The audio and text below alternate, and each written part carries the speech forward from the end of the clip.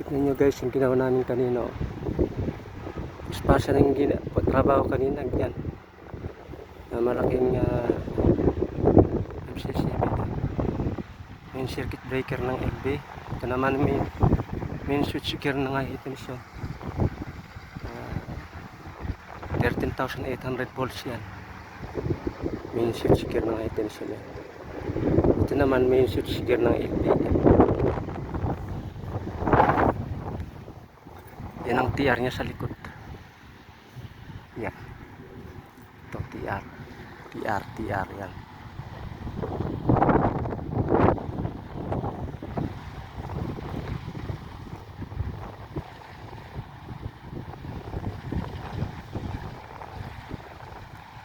Kailangan magtrabaho dito marami kasi pag dalawang taon ang hindi kakayan magbigat yung ilagay.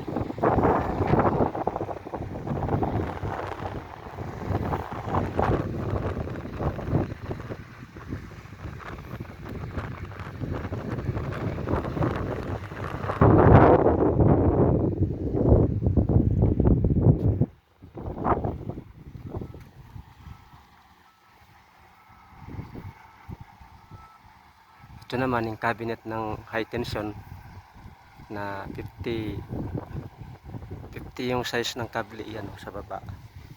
Yung kulay pula sa baba yan. 50 yung size niya.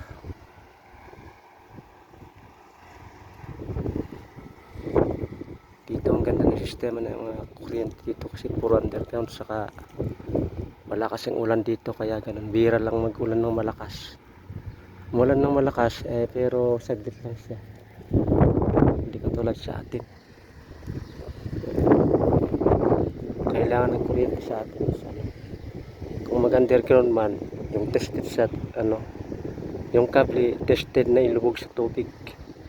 Kahit ilang taon hindi masisira. So ayan ang ginawa namin kanina.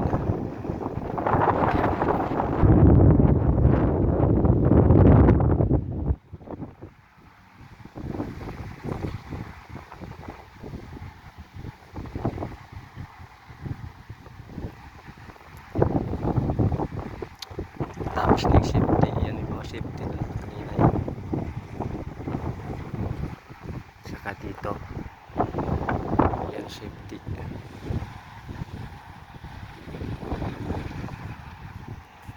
Tignan nyo guys, puro disyerto dito. Yan, disyerto lahat yan. Tapos tatayon ng i-develop ito, tapos tatayon ng mga bahay. Yung sistema dito, private-public partnership para sa atin din. Magtatayo ng bahay, tapos pag matapos nasa patitirahan. Ganun lang ano niya. So hanggang dito na lang po. Bye bye.